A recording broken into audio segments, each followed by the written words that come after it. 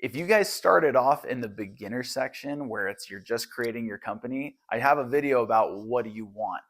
But you guys are a little further along, so I'm not going to sugarcoat it quite as much because you guys have actually already gotten a taste of what business is like. And some of you are feeling the heat. You're feeling the weight on your shoulders and you're realizing what a struggle this business can be. So in this section, we're going to go through all of the different questions that you need to actually ask yourself and be able to write down to make sure that you actually have a comprehensive understanding of what your business actually is and does. And this is all in preparation for scaling your business.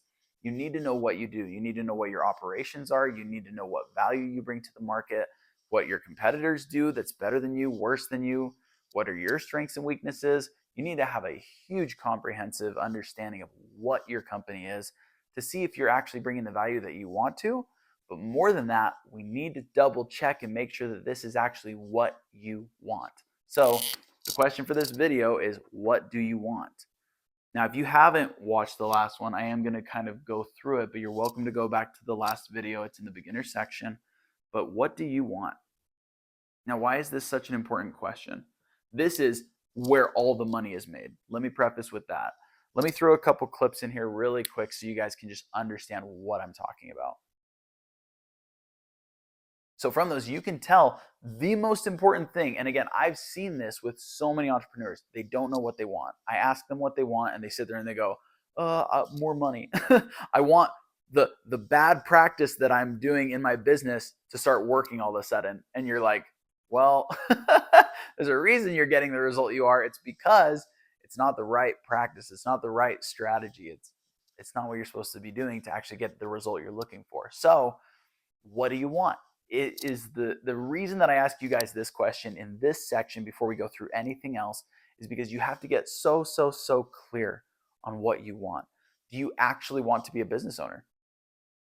Some of you might be at the point where you're like, I want to just sell this thing off, and if somebody will pay me like a royalty or something, or maybe, hey, I want a mentor to come in, partner up with me, take half the company, and now I'm going to just work with them.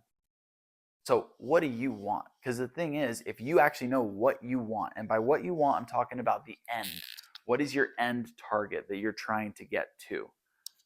What do you want right now in your life? And the way that you figure this out is by checking your intuitions, learning about your identity, checking on who you are as a person to see, one is if you go through your strengths test, right? If we go identity, I'll be a little bit all over the place in this video, but I promise it's worth it. So identity, one is I say go through your strengths and then also look at your personal brand. Now your personal brand is very different from your business brand, but let's start with strengths. Your strength test, you should probably hear me saying this in every video. Your strengths test is it's the Clifton Strengths Test on the Gallup website. If you guys haven't seen this yet, ask me about it. I'm very happy to talk about this. I paid for every person in my family to take this test because when I took it when I was 23, it was such an eye-opener into who I am as a person, what I'm really good at, and it helped me understand the way that I like to do business. And the way that I like to do business is I love to communicate really well. I love to have big strategies. I love to create core relationships with people, mostly my higher managers and things like that. But I love to have a futuristic goal, a vision of what we're doing. And all the way that I know that is because I went through and I took my strengths test and I recognized, man, this is the way that I do business. And because I know the way I do business, when I act in the way that comes naturally to me, one, I get better results. Two, I enjoy it more. And three, I don't have burnout. So getting to know yourself is going to help you learn what you want. Personal brand is where you go and you send a message to your whole family and also your closest friends. If you can, try 5 or 10 of them. And then have each of them write you back and say, hey, I want you to send me 3 characteristics or 3 words or 3 somethings that to you are the epitome of me. What am I? Who am I? What is just so Mikey? What is just so whatever your name is? Because when my family did this, they said, hey, we think that you're a 100x vision guy. You always think big. 2, you're very blunt and just straightforward. You're very clear in your communication. But the third thing is you have some sort of a charm that makes us not hate you when you're calling us out. So the way that this actually comes out is I say, hey, look, you and your bakery, dude, you have talents that you aren't manifesting. You're playing small. And if you were to play big, I know that you could have 100 of these. You could have a whole chain of bakeries. And if you just be, confident enough in yourself and your new recipes to try them out and actually show them to the world, I have no doubt that you would be one of the best bakers that the world's ever seen. And so the thing is, I go big vision. I call you out and say, hey, you're playing small, but I totally believe in you that you could do more. Because I know that about my personal brand, it makes sense why with my strengths, I come off as a very good presenter, a speaker, a guy making videos, things that I enjoy doing that I'm naturally good at and I excel in. So it leads me to knowing, hey, what do you want to do? What do you want? Well, I want to make money, and I want to make money helping people with my greatest passion, which is entrepreneurship. I'm an entrepreneurship junkie. So I love talking about it. I love connecting people. I love networking and helping people find out what they need to know to get better, who they need to talk to, or what opportunity they need to get to the next level. So learning about your identity, discussing with people, what do you actually want? If you're married, this is usually with your significant other because you're not really building a life with anyone else. You're building a life with them, and it matters what they think. But then you also got to reflect on yourself and say, what do I want?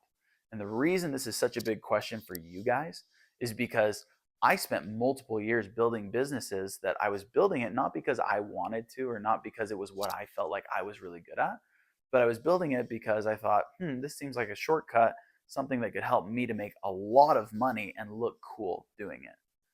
It wasn't for the right reasons. You end up chasing money instead of fulfillment and purpose and what you're naturally gifted at and what your gift is to bring to the world.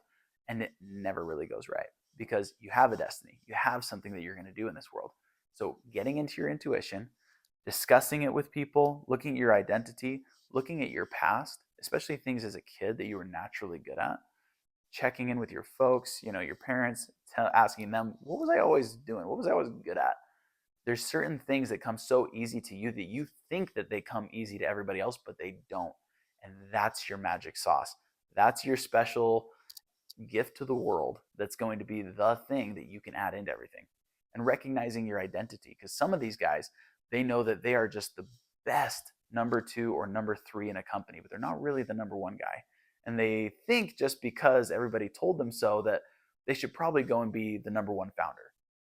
When in reality, they shine when they're number 2 or number 3, or maybe number 25 or something like that, because they know their role, they know who they are and what they're the best at and what they're really good at.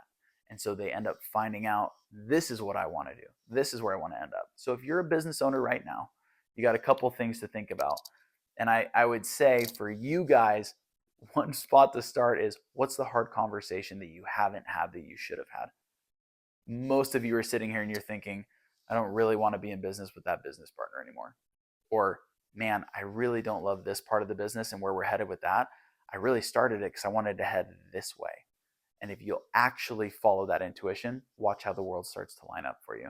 But know what it is, be committed, recognize that it's actually what you want to do. When you wake up in the morning, can you get excited about it? When you don't have to think about anything, is that what you're thinking about? And does it bring stress or does it bring excitement to your life? Sometimes you need a little bit of mindset training. And if you haven't seen our mindset training, go check that out. But recognize, guys, what do you want? Where are you now? And where do you want to end up? But be stubborn on the vision and be very flexible on how you get there. Because life is not always going to take you down the path that you think to get you where you're asking to go. But be very firm on this part and be very flexible on that part.